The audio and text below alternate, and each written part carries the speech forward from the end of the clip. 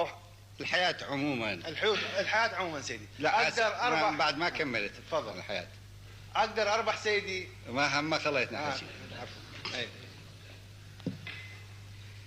أولا إذا نجي الآن بالحياة برزت حياة الجديدة، برزت انحرافات فيما يتعلق بالرغبة بالحصول على المال بأسرع وقت وبأكبر كمية، وحتى أحيانا ترتكب جرائم من أجل هذا.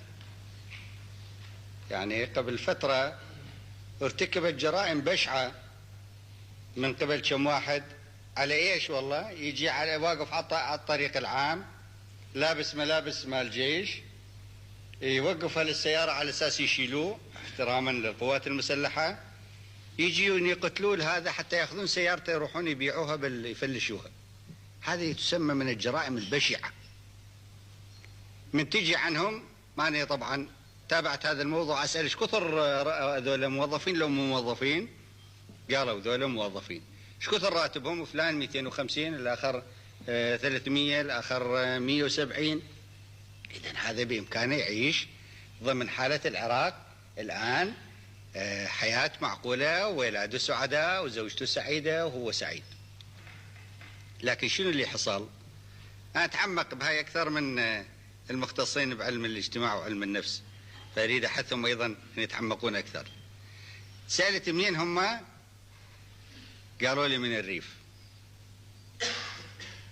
التفسير اللي طلعت به من الريف ومعينين في بغداد. قبل من تجي للعراقي، قبل ما يجيهم الخير، إذا تجي على واحد من الريف تقول له هاي 5000 دينار أريدك تصرفها خلال أسبوع صرفيات شخصية. تروح وتجي عليه بعد أسبوع يلا صارف منها 300 دينار 400 دينار. أول ما يخطر على باله يروح على بن طوبان ياكل باتشا. باتشا يسموها، قسم يسموها باتشا وقسم باتشا. وراها يروح للسينما ويطلع تيجي تحاسبه، يشتري قاط، يروح يفصل قاط وعباءة شوخ وحذاء جديد، تجي يلا صارف 500. يقول لك والله ما اقدر اصرف. هالساعة تجي تقول له خلال اسبوع، يقول لك شنو اسبوع؟ نطيني اياها نمرد لك اياها بيومين 5000. توسعت نوافذ الصرف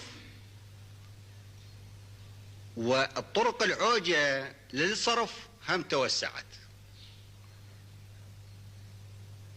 فجاء من الريف شاف نفسه 150 دينار ما تقعدوا بأوتيل الرشيد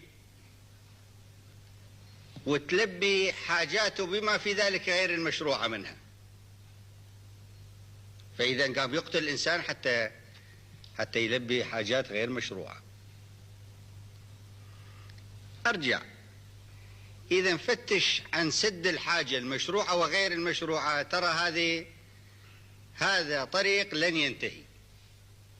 بعضهم يطمح لأن يملك بالآلاف، ثم عندما يصل الآلاف يطمح لأن يملك بالملايين، ثم عندما يصل الملايين يطمح لأن يسمى بالملياردير. واكو هيك مرضى. عراقنا طبعا ما وصلنا بعد للحد، لكن إلى الملايين وصلنا نعم. وعراقيين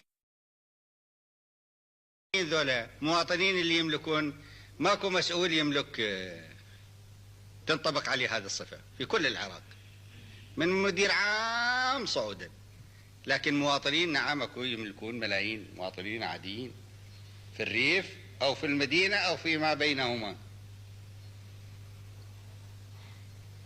فإذا نبحث عن صيغة الحاجة غير المشروعة، فترى هذا طريقها طويل،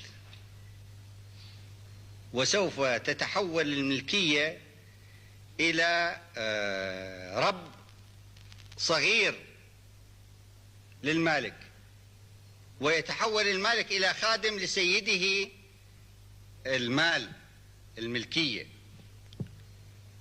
اللي أبحث عنه هو أن يكون العراقي سيد الملكية، وهي وسيلته للحياة الجديدة بإطارها المشروع، وليست الرب أو السيد وهو يتحول إلى عبد لها، أو الوسيلة للطريق الذي لا حدود له لكل ما هو غير مشروع.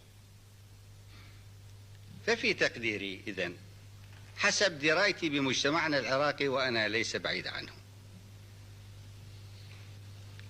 بأنه وضعكم زين،